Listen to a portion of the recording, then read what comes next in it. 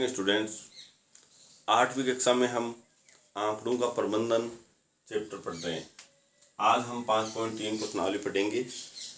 Main topic है इसमें प्रायिकता। तो 5.3 प्रश्नावली में जो पहला सवाल है, इन प्रयोगों में आपको जो परिणाम दिखाई देते हैं उन्हें लिखिए। ये कुछ दो प्रयोग हैं इसमें। जैसे पहला सवाल है, इसमें पहला प्रयोग है पहिए को घुमाना। एक पहिया दिया हुआ है आपको इस तरह से, और इसमें 5 अक्षर दिए हुए हैं।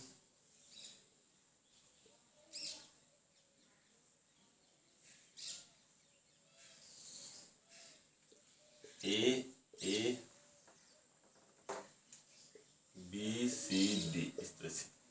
अब इस पहिए को आप घुमाओगे तो आपको केवल 5 ही अक्षर दिखाई देंगे। आपको परिणाम होगा कि 4 अक्षर दिखाई देंगे आपको। ए बी सी और डी है 5, लेकिन ए 2 बार आ रहा है ना, इसको 1 बार लेना है।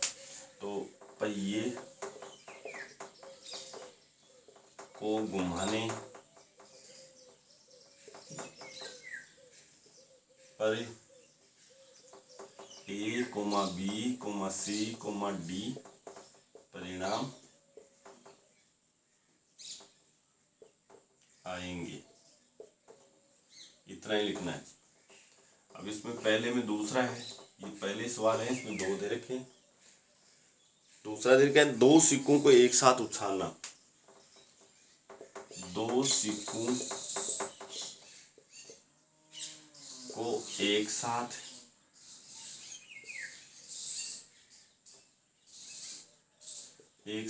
उछालने पर आने वाले संभावित परिणाम। देखो यहाँ ध्यान से देखना, एक सिक्के को यदि हम उछालते हैं तो उसमें या तो हेड आएगा, हेड को हम एच से व्यक्त करते हैं, या फिर टेल आएगा टी से। लेकिन यहाँ 2 सिक्कों को एक साथ उछाला जा रहा है, तो परिणाम आ सकते हैं। पहले तो दोनों या तो हेड आ सकते हैं, इन दोनों सिक्के उनमें हेड आया, या फिर दोनों में टेल आ सकता है, या फिर एक में हेड और दूसरे में टेल, या फिर टी और एच, यानी टेल और हेड। ये इस तरह से 4 परिणाम हमारे सामने आएंगे। उसके बाद में दूसरा सवाल देखिए, जब एक पासे को फेंका जाता है, पासा इस तरह का होता है, घनाकार।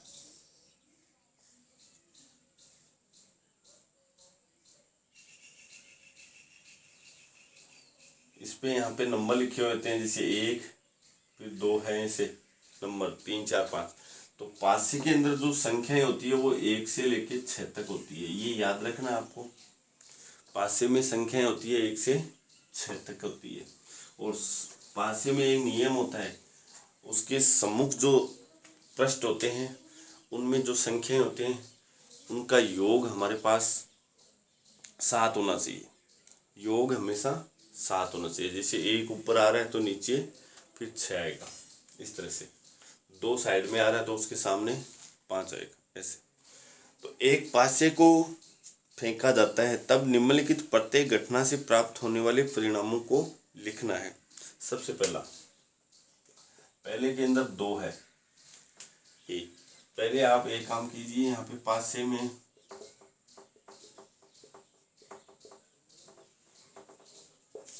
प्राप्त संख्याएं ये लिख लीजिए, 1 2 3 4 5 और 6, 1 से 6 तक लिख लीजिए। उसके बाद में इसका ए सवाल है, वो देखिए। पहले का एक अभाज्य संख्या। इसमें ये पूछा, देखो एक पासे को फेंका जाता है तब निम्नलिखित प्रत्येक घटना से प्राप्त होने वाले परिणाम को लिखना है। केवल प्रायिकता यहाँ नहीं निकालनी है, केवल परिणाम ही लिखना है। तो एक अभाज्य संख्या, तो यहाँ पे लिखना एक अभाज्य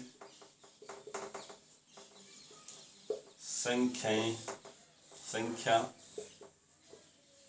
आने वाले परिणामों या परिणाम बराबर। अब अभाज्य संख्याएं कौन सी होती है, इसकी परिभाषा मैं पहले भी बता चुका हूं, दोबारा सुनिए।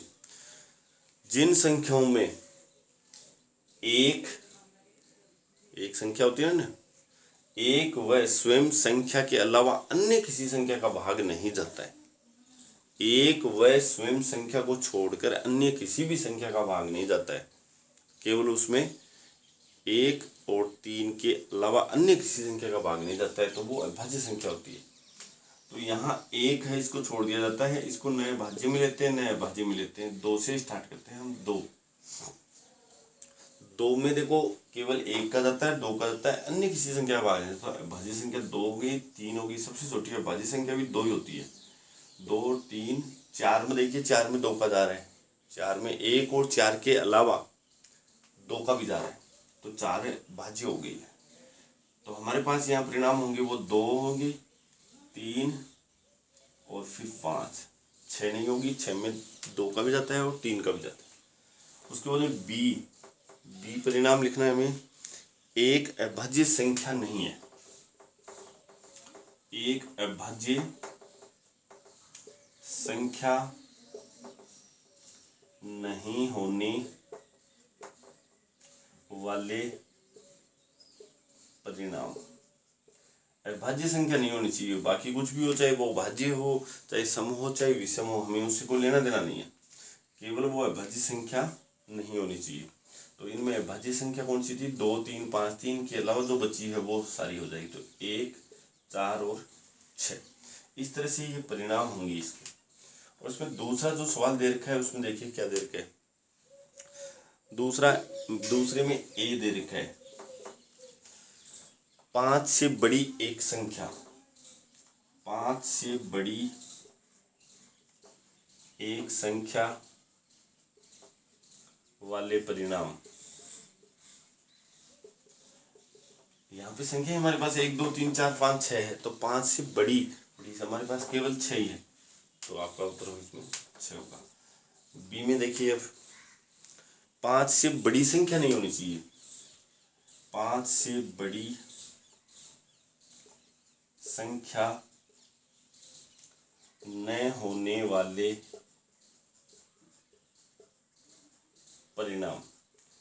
5 से बड़ी नहीं होनी चाहिए, तो 5 से बड़ी तो 6 ही है केवल, इसके अलावा 5 तक आ जाएगा, 5 को भी शामिल करना है इसमें। 5 से बड़ी नहीं होनी चाहिए, वो 5 के बराबर हो सकती है।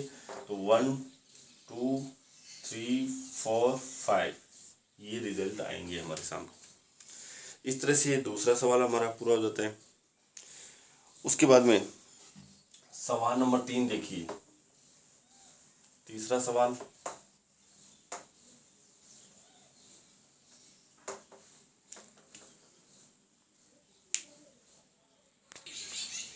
तीसरा सवाल दे रखा है, ज्ञात कीजिए। क्या ज्ञात करना, देखिए आगे। ए पर्सन 1, इसमें ए दे रखा है कि पर्सन 1 में सूचक के डी पर रुकने की प्रायिकता। पर्सन 1 आया था, उसमें एक पहिया आया था इस तरह से, जिसमें यहाँ पे हमारे पास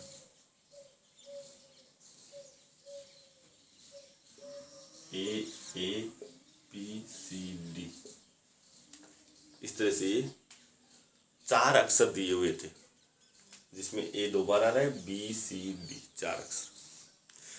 तो इसमें ये सूचक के डी पर रुकने की प्रायिकता। अब आपको यहाँ पे डी पर रुकने की प्रायिकता पूछा, तो डी इसमें कितने दिखाई दे रहे हैं आपको, 1 दिख रहा है, इसकी प्रायिकता का सूत्र लिखना है।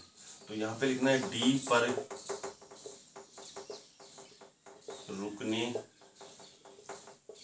की प्रायिकता, और प्रायिकता का सूत्र आपको लिखना है घटना के अनुकूल परिणाम बटा परिणामों की संख्या, या कुल परिणामों की संख्या। टोटल परिणाम तो कितने बनते हैं और हमारे अनुकूल परिणाम कौन सा है। अनुकूल परिणाम तो होगा डी। डी पर पूछ रहा है अगला। डी पर यहाँ पे आपको कंडीशन 1 दिख रही है, 1, तो यहाँ पे इसकी प्रायिकता हो जाएगी 1 बट्टा टोटल परिणाम हमारे पास है। यहाँ पे ध्यान से देखना है, यहाँ पे 1 2 3 4 5 है, तो 1 बट्टा 5 ये इसकी प्रायिकता हो जाएगी। उसके बाद में इसमें बी देखिए। अब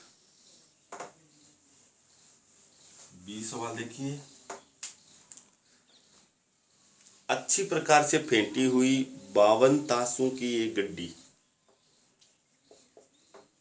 ताश की गड्डी में टोटल पत्ते 52 होते हैं, 52 पत्ते होते हैं, जिसमें 26 हैं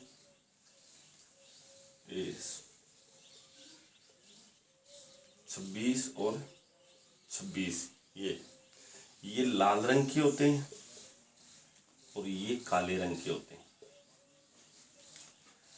उसके बाद प्रत्येक प्रकार के पत्ते होते हैं वो 13 होते हैं, 13 1352 हो गया। इसमें 13 पत्ते होते हैं पान के, 13 पत्ता होते हैं इसमें चीड़ी के, 13 पत्ते होते हैं हुक्कम के, और 13 पत्ते होते हैं फिर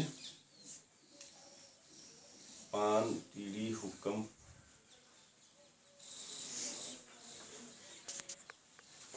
ईंट। जिसमें पान और ईंट के पत्ते लाल होते हैं और चीड़ी और हुक्कम के पत्ते काले होते हैं। उसके बाद में इसमें तस्वीर वाले पत्ते होते हैं, ध्यान देना तस्वीर वाले। एक तो इस तरह से लिखा होता है जिसको हम गुलाम बोलते हैं, तो ये 4 पत्ते होते हैं।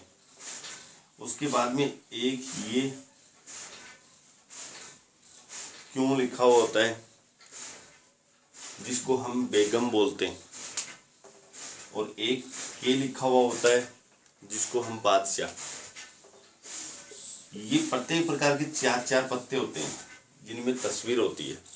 तो टोटल तस्वीर वाले पत्ते हो गए 12, 4 8 और 12। इस तरह से ये ताश के पत्तों की कहानी होती है, ये आपको याद रखना पड़ेगा। अब यहाँ पे आपको जो सवाल दिया है बी में, अच्छी प्रकार से फेंटी गई ताश की 52 पत्तों में से एक इक्का प्राप्त करने की। एक इक्का प्राप्त करने का मतलब ताश की पत्ती में इक्का होने के परिणाम हमारे 4 होते हैं, 4 इक्के होते हैं। तो यहाँ पे ताश की गड्डी में एक इक्का होने की प्रायिकता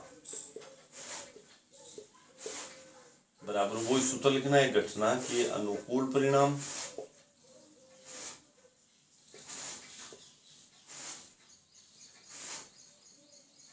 बट्टा कुल परिणाम। अब ताश की पत्ती में एक इक्का पूछे, चाहे आपको एक बेगम पूछे, एक बादशाह पूछे, एक दैला पूछे, एक नैला पूछे, कोई सा भी पूछे ना, तो हमेशा याद रखिए उसमें 4 प्रकार के होते हैं। 4 बट्टा टोटल यहाँ पे 52, ताश में पत्तों की संख्या 52, और काटने पर ये बनेगा 4 से कैंसिल हो रहा है 13, 1 बट्टा 13। उसके बाद में इसमें सी सवाल दे रखा है। सी सवाल देखिए, एक लाल सेब प्राप्त करने की प्रायिकता। इसमें यहाँ पे एक चित्र दे रखा है आपको,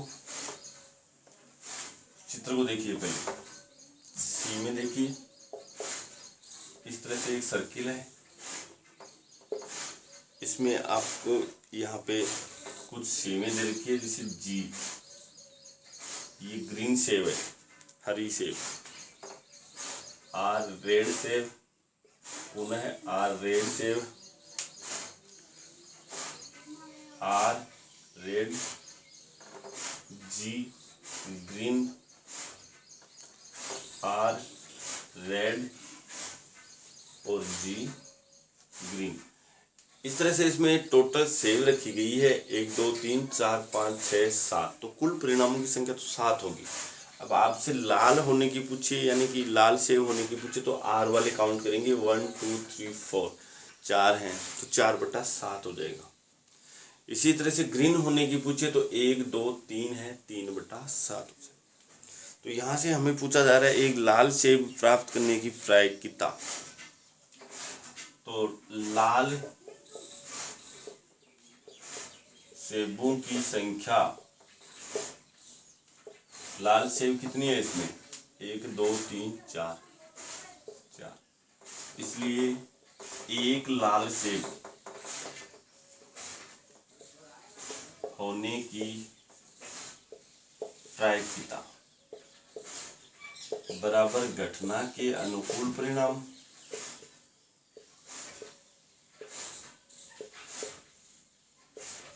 बट्टा कुल परिणाम। घटना के अनुकूल परिणाम हमारे पास 4 है बट्टा 7। इस तरह से प्रायिकता होगी। उसके बाद में आगे चलते हैं हम। तो चौथा सवाल आ गया, तीसरा कंप्लीट हो गया है। सवाल नंबर 4 देखिए, बहुत ही अच्छा सवाल है। 10 फर्तक पर्चियों पर 1 से 10 तक संख्याएं लिखी गई। तो पर्चियां हैं, 10 पर्चियां बना ली है हमारे पास, उन पे सब पे 1 से लेकर 10 तक नंबर लिख दिए गए। एक पर्ची पर केवल एक ही संख्या होनी चाहिए। उन्हें एक बक्से में रखकर अच्छी प्रकार से मिला दिया जाता है। उन्हें किसी बॉक्स में रख दिया गया है और फिर बॉक्स को अच्छी तरह से हिला दिया जाता है, मिला दिया। बक्से के अंदर से बिना देखे एक पर्ची निकाली जाती है। निम्नलिखित की प्रायिकता क्या होगी। तो ये 4 घटनाएं दे रखी है, आपको इनकी परिणाम वो प्रायिकता लिखनी है। तो देखिए सबसे पहले सवाल नंबर 4 है। आप लिखोगे पर्चियों पर अंकित संख्याएं 1 2 3 4 5 6 7 8 9 10, ये पर्चियों पे लिखी संख्याएं। सबसे पहला सवाल इसमें 1 नंबर का है, संख्या 6 प्राप्त करना। तो यहाँ पे आप 6 आपको कितनी बार दिख रहा है, वो आपके अनुकूल परिणाम होंगे घटना के। तो इसमें 1 ही बार दिख रहा है, तो आप लिखोगे संख्या 6 प्राप्त होने की प्रायिकता बराबर घटना के अनुकूल, सूत्र लिखना है आपको, अनुकूल परिणाम बट्टा कुल परिणाम। घटना के अनुकूल परिणाम 1 ही आ रहा है, यहाँ पे 6 नहीं लिखना है, परिणामों की संख्या लिखनी है। तो 1/10 आपका उत्तर हो जाए। यदि ये कैंसिल होता है तो कैंसिल अवश्य करवाएं। दूसरा सवाल है, 6 से छोटी एक संख्या, 6 से छोटी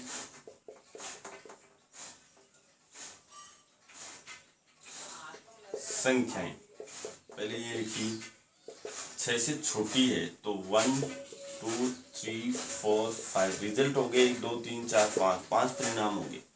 इसलिए 6 से छोटी एक संख्या होने की प्रायिकता बराबर, यहाँ रिजल्ट हो गई 2 3 4 5 हो गई। घटना के अनुकूल परिणाम 5 है बेटा, टोटल परिणाम 10 थे, 1/2 आंसर। तीसरा सवाल इसमें पूछा रहा है, 6 से बड़ी एक संख्या। तो पहले 6 से बड़ी संख्या लिखी है। 6 से बड़ी संख्या में 7 8 9 और 10, इसलिए 6 से बड़ी एक संख्या होने की प्रायिकता। इनमें बार बार सूत्र लगाने की आवश्यकता नहीं है। अब एक ही सवाल में अगर प्रायिकता के 3 4 सवाल पूछे जा रहे हैं तो आपको एक ही जगह शुरू में सूत्र लगाना है, बाकी लगाने की आवश्यकता। तो घटना के अनुकूल परिणाम 1 2 3 4 है, 4/10 हो जाएगा, कटने पर 2/5 आ जाएगा। उसके बाद अंतिम इसमें चौथा सवाल है, एक अंक की एक संख्या। तो एक अंक की संख्याएं कौन कौन सी है? एक अंक की संख्या हमारे पास 1 2 3 4 5 6 7 8 9 तक है। 1 2 3 4 5 6 7 8 9, इसलिए एक अंक की संख्या होने की प्रायिकता बराबर परिणाम 9 आ गए तो 9/10। इस तरह से ये आपका होता है। अब इस प्रश्नावली में हमारे पास 5वां और छठा 2 सवाल बच गए हैं। ये आप लोग निकालने का प्रयास करें, नहीं आता है तो मैं कल बताऊंगा ये। Thank you.